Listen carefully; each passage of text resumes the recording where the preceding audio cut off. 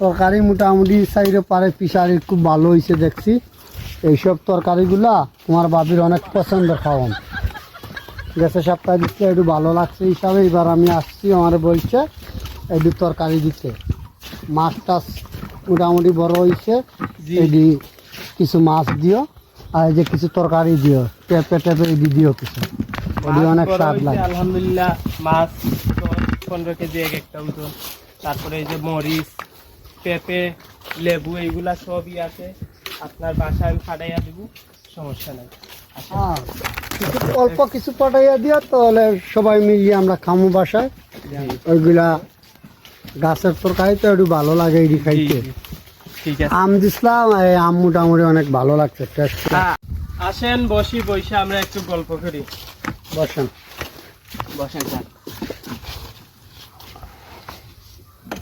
পানি খান।